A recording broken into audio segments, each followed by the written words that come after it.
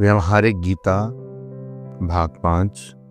न रूपमस्येह तथोपलभ्यते नान्तो न चादिर्न च संप्रतिष्ठा अश्वत्थमेनं सुविरूढ़मूल असंग शस्त्रेण दृढ़ेन चित्वा। 15वां अध्याय 3रा श्लोक।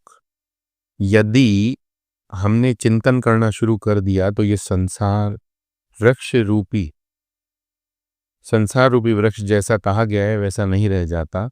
जब हम अपने इंद्रिय और मन के माध्यम से जो अनुभव हो रहे हैं उनको ही सत्य मानते हैं तो हमारी दृष्टि भिन्न होती है। जब चिंतन के द्वारा समझ लेंगे तब हमारा ज्ञान भिन्न होता है। हमारा ज्ञान यह है कि सूरज डूबता है और अस्त होता है, ये रोज की प्रक्रिया है, लेकिन वास्तविकता क्या है? सूर्य न तो डूबता है न उगता है। हमको ये अनुभव इसलिए आता है क्योंकि पृथ्वी की गति सूर्य पर अध्यारोपित है, इसलिए यह भ्रांति होती है। इसी प्रकार से हमने इस दुनिया को भोग का स्थान बना रखा है, सुख दुख का सागर बना रखा है। दुनिया में रहकर जन्म मरण की बात बताई जाती है। न रूपमस्ये तथोपलभ्यते, ऐसा इस दुनिया का रूप नहीं है। नान्तो न चादिर न च संप्रतिष्ठा, इस दुनिया में कहीं प्रतिष्ठा नहीं है, इसलिए हम दुनिया को कभी गंभीरता से नहीं लें। एक बार एक लड़के ने हमसे ये प्रश्न पूछा, स्वामी जी इस दुनिया का निर्माण कब हुआ, किसने किया? हमने कहा ये प्रश्न तुम्हारा नहीं है, तुम्हारी माँ का है। उसने कहा माँ, उसने माँ की ओर देखा, मम्मी प्लीज। स्वामी जी ने पकड़ लिया। फिर हमने उनको बताया कि देखो कल तुम सोए थे। बोला जी सोया था। जब तुम एक बार सो गए तो क्या तुमको ये भान हुआ कि तुम घर में हो या बाहर हो, बिस्तर के ऊपर हो या नीचे हो? बोला नहीं। ऐसा ही विषय उपनिषद में आता है। शिष्य गुरु महाराज को पूछता है, महाराज जी ये विश्व कहाँ प्रतिष्ठित है? गुरु ने कहा विश्व को मारो गोली, ये बताओ तुम कहाँ हो? बोला महाराज आपके सामने हूँ। आपके आश्रम कहाँ है? काशी में। काशी कहाँ है? भारत कहाँ है? पृथ्वी पर। पृथ्वी कहाँ है? पानी में। पानी कहाँ है? अग्नि में। अग्नि कहाँ है? वायु में। वायु कहाँ है? आकाश में। आकाश कहाँ है? आकाश हमारी खोपड़ी में। देखो आकाश नाम की कोई वस्तु नहीं, लेकिन आकाश में भी कुछ होता है, जो है ही नहीं उसमें दुनिया है। ये ऐसा ही है जैसे एक वंध्या पुत्र की कहानी। वंध्या वह है जिसका पुत्र नहीं हो सकता। एक वंध्या पुत्र धनुष बाण लेकर रथ पर बैठा, रास्ते में उसको भयानक जंगल मिले। ये सब केवल कहानी मात्र है, सत्य नहीं। एक बार एक संत को साधक ने जाकर पूछा, महाराज उपनिषद की में सृष्टि की निर्मित की बहुत सी प्रक्रियाएं आती हैं, आप मुझे कुछ समझाओ। महाराज जी बोले कौन सी प्रक्रिया?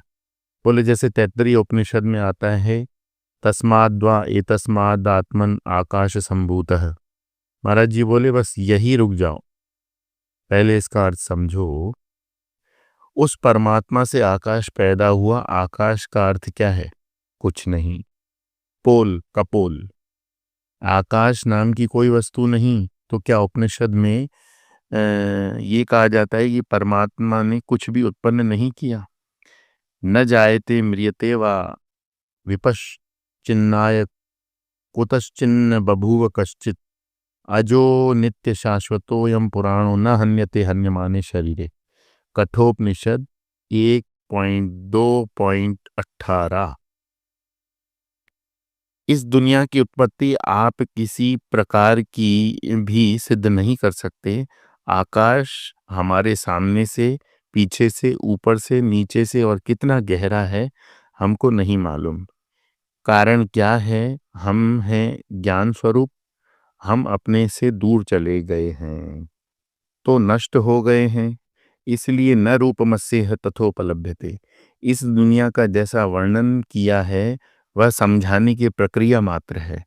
एक बात स्पष्ट समझ लेना, हमारे शास्त्रों के सभी सिद्धांत, चाहे वह दुनिया की निर्मिति का सिद्धांत हो या कर्म का सिद्धांत हो, चाहे पाप पुण्य अगला पिछला जन्म की बात हो, इन सभी सिद्धांतों का तात्पर्य यह है हमारा ध्यान अपने स्वरूप की ओर जाए।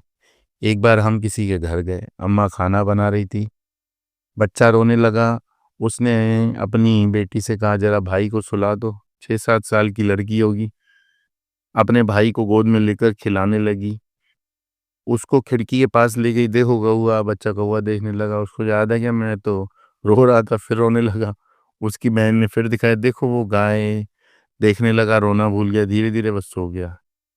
जब वो उसको सुलाकर आई तो हमने पूछा, तुम क्या कर रही थी? बोला, भाई को सुला रही थी। हमने कहा, तुम तो उसको कौवा दिखा रही थी। बोली, स्वामी जी, आपका छोटा भाई है क्या? हमने कहा, नहीं। बोले, तो फिर आपको समझ नहीं आएगा। देखो संतो, उसका प्रयोजन भाई को गाय दिखाना, कौवा दिखाना नहीं था। उसका प्रयोजन भाई को सुलाना था। उसकी रोने की जो धुन लगी थी वो कट जाए और बच्चा सो जाए। इसी प्रकार से शास्त्र के सिद्धांत हमको अपने स्वरूप में ले जाने का प्रयत्न करते हैं। हम दुनिया में फंसे हैं।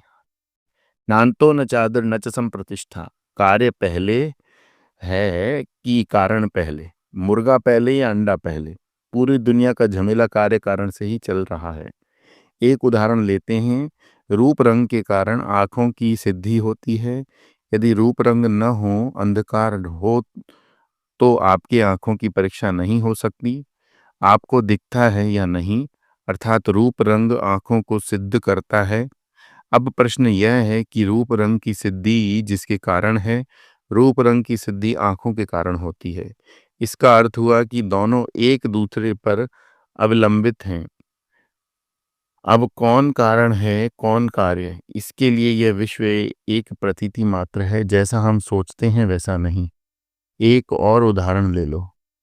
जैसे आप हमको देख रहे हैं, ये भ्रांति है। वास्तव में आप हमारे चेहरे पर पड़ने वाले परावर्तित प्रकाश को देख रहे हैं। यदि हमारे चेहरे पर प्रकाश नहीं पड़ेगा या अंधकार होगा तो हम यहाँ होंगे, तब भी हमको नहीं दिखेंगे, हम आपको नहीं दिखेंगे।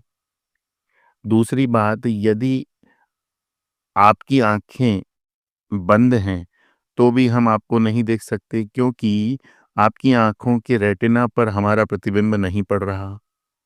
आप जो देखते हैं वह प्रतिबिंब होता है, असली वस्तु नहीं होती। इसलिए जितना भी हमारा मन है वह प्रतिबिंबों का है, वास्तविकता का नहीं। इसलिए कहते हैं, मन चंगा तो कठौती में गंगा। यदि हमारा मन प्रसन्न है तो सब अच्छा। मन दुखी तो छोटी छोटी बातों को लेकर भी गुस्सा आता है। इस पूरी दुनिया का झमेला हमारे मन का है, बाहर का नहीं। दुनिया मन में है। जब नींद टूट गई और मन प्रकट हो गया तो तू तू मैं शुरू हो गई। पहले के ज़माने में जब ट्रेन की सीट रिजर्व नहीं होती थी तो यात्री यात्री जगह के लिए आपस में खूब झगड़ा करते थे। थोड़ी देर में खाने के डिब्बे खुल गए, पेट में खाना गया, नींद आ गई, एक बार गहरी नींद में चले गए तो फिर कौन कहाँ पड़ा है कुछ पता नहीं। सब झगड़ा गायब हो गया। तब जब तक जाग रहे थे तब झगड़ा था, पर पूरी दुनिया मन में ही होती है, बाहर कुछ नहीं। और मन नाम की कोई वस्तु नहीं। जितनी हमारी ये समझ दृढ़ हो जाएगी, उतना हम इस दुनिया को लेकर हल्के फुल्के रहेंगे। हम एक ही समय में अपने बच्चों को लेकर माँ बाप हैं और माँ बाप को लेकर बच्चे हैं। हम अपने बच्चों को लेकर जितना दुखी होते हैं, उतना अपने माँ बाप को लेकर दुखी नहीं होते। कारण क्या है? हम अपने बच्चों से बहुत अपेक्षाएं रखते हैं। बच्चा दूसरी कक्षा में है, माँ को परीक्षा की बुखार चढ़ जाएगा, मेरा बच्चा फर्स्ट है, फर्स्ट है, फर्स्ट है। माँ बाप को वे जैसे हैं वैसे ही स्वीकार करते हैं। कोई नहीं कहता कि मेरी माँ को हेमा मालिनी के जैसे सुंदर होना चाहिए। इसलिए माँ बाप को लेकर मन में विक्षेप नहीं आते। इसी प्रकार दुनिया को जैसी है वैसी ही स्वीकार करो तो दुनिया परेशान नहीं करेगी। फिर इस जगत के साथ क्या करना चाहिए? अश्वत्थमेनं सुविरूढ़मूला असंग शस्त्रेण दृढ़ेन चित्वा। इस संसार वृक्ष का एकदम नाश करना चाहिए, उसको काट डालना चाहिए। कैसे काटना? असंग शस्त्र ने, किसी के साथ चिपको मत। असंगता का शस्त्र, ये बहुत बड़ी साधना है। हम अपने बच्चों के साथ ऐसे चिपक जाते हैं कि बच्चों को कहना पड़ता है, mummy will you please shut up. जब बच्चों को अपने माँ-बाप से ऐसा कहना पड़ता है तो उसको उनको बहुत दुःख होता है। लेकिन हम लोग ये समझते नहीं। एक बार हम अमेरिका में थे, एक लड़की जो हमारे सत्संग में बार-बार आती, एक दिन हमसे बोली, स्वामी जी, आज मैं बहुत दुखी हूँ, आज मैंने अपनी माँ से कह दिया, मम्मी तुम मेरे घर से निकल जाओ। बताओ, मुझे तुम्हारी कोई ज़रूरत नहीं। मेरी माँ मेरी डिलीवरी के लिए इंडिया से आई है। जब से वो आई है हर समय मेरे भाई की पत्नी की बुराई करती है। मैं परेशान हो गई हूँ। देखो संतों, किसी से चिपको मत। जहाँ ज़रूरत हो वहाँ से निकल जाओ, जहाँ ज़रूरत ना हो वहाँ से निकल जाओ। किसी को ये कहना ना पड़े कि बाबा जी अब प्रवचन देना बंद करो। बाबा जी को अपने आप बोलना बंद कर देना चाहिए।